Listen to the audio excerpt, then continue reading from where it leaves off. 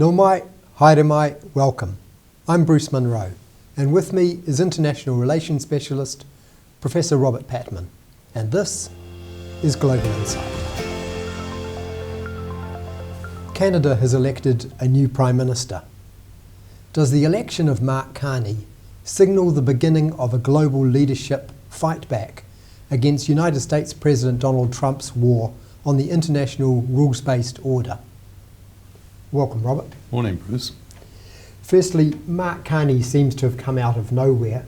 Who is the new leader of Canada? He's got extensive economic and financial expertise. He was the former governor of the Bank of England, and he was governor during the period in which Britain had the referendum and decided to leave the EU. So he knows quite a bit about populists and Brexit, of course. The people involved in Brexit had very close links with the Trump campaign, and Trump was a big supporter of Brexit. So I think Mark Carney, as they sometimes say, has probably got the number of the populists, is to say he's aware of them. And he was from the word go, as soon as it became apparent that he would succeed Trudeau as Liberal of the Liberal Party in Canada, he's taken a very strong stance against Mr. Trump. Carney seems to have kept Canada's Liberal Party in power through these elections by talking tough on Trump's 25% tariff and Trump's threats to make Canada the 51st state of America. Do you think that his tough talk has just been rhetoric for the Canadian voters? No, and it didn't start with Carney. The tough talking started under his predecessor, Mr. Trudeau. Mr. Trudeau saw a resurgence of his support for his leadership.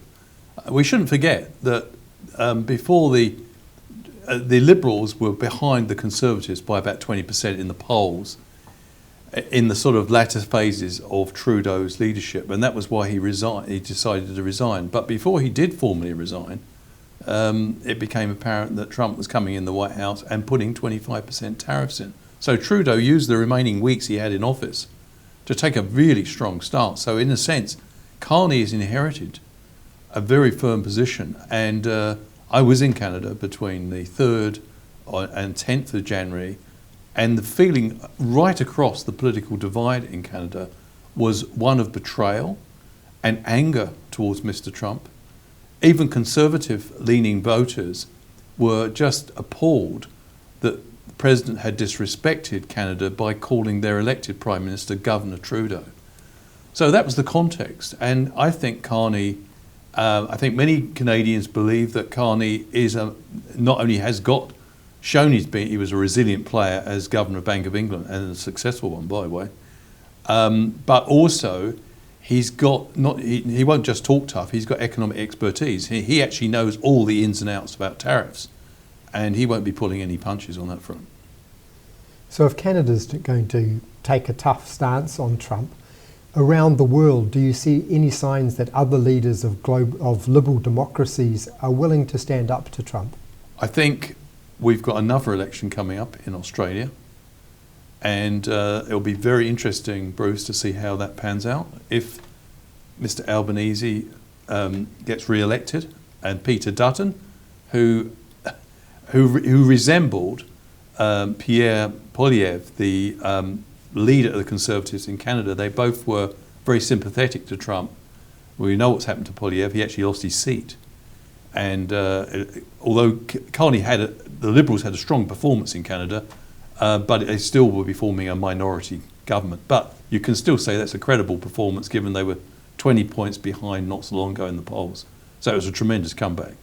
But Peter Dutton is someone who's been using Trump's phrasing. And of course he upset a few Kiwis a few years ago over the 501 issue, deporting Kiwis, when he said he compared it to putting out the trash, which of course have caused great offence in this country. So it'll be interesting to see. I think if we get confirmation that Dutton, who's compared with Trump, has not succeeded in the Australian election, that Albanese has won, the Labour Party is re-elected, that may be a sign of mounting international resistance to Trump's leadership. After all, Mr. Trump sees himself as a great deal maker. He has pursued aggressive tariffs, but he's applied them against some of his closest allies. Australia, like the Canadians, have been very offended. The recent poll in the last 24 hours showed that many Australians no longer regard the United States as a friend. And given that Australia was arguably closer to the United States than any other liberal democracy, probably even closer than the UK, in the post-war period, this is quite a shift.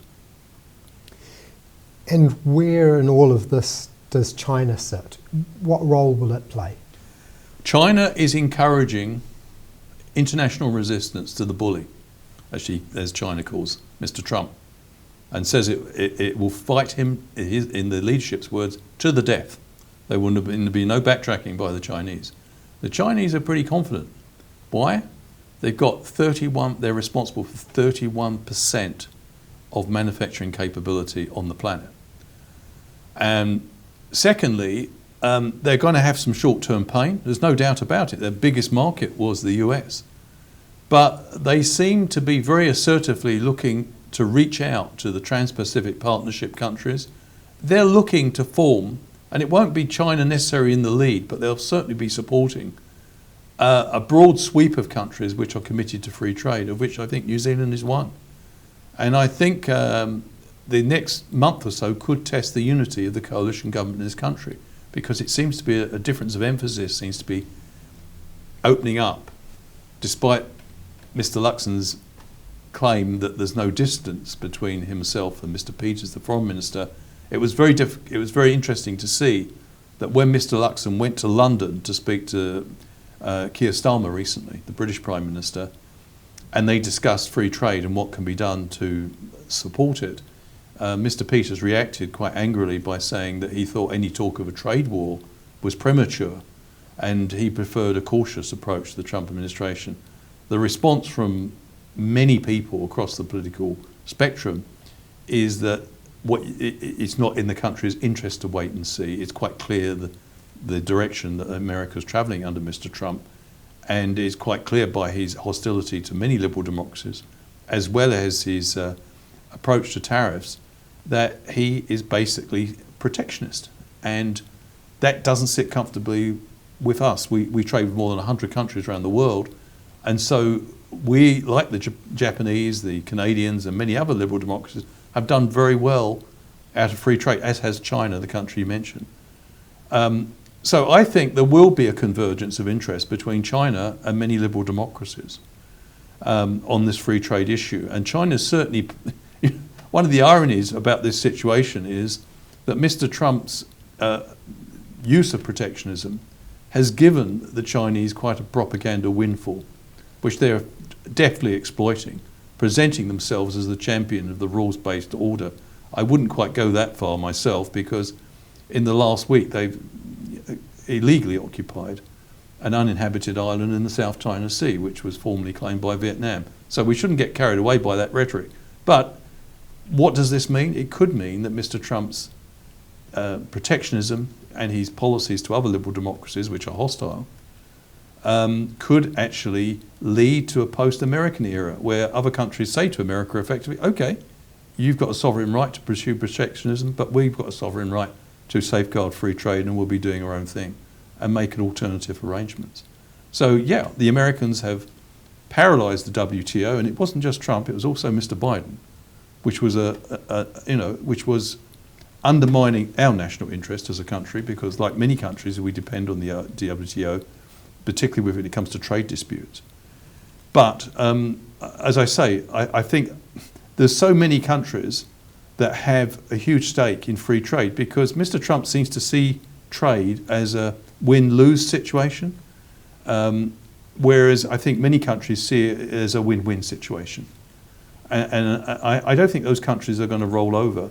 And another interesting thing, we're coming back to the Chinese dimension, is that China has warned countries entering negotiations with the United States on a bilateral basis that they should not reach any agreement with the United States which disadvantages their existing trade arrangements with China, which is a bit of a warning don't do something that, you know, targets us or affects our existing trade relationship.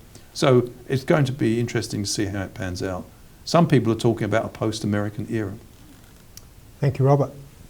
And thank you for watching. Catch us next time on Global Insight. Noho ora mai.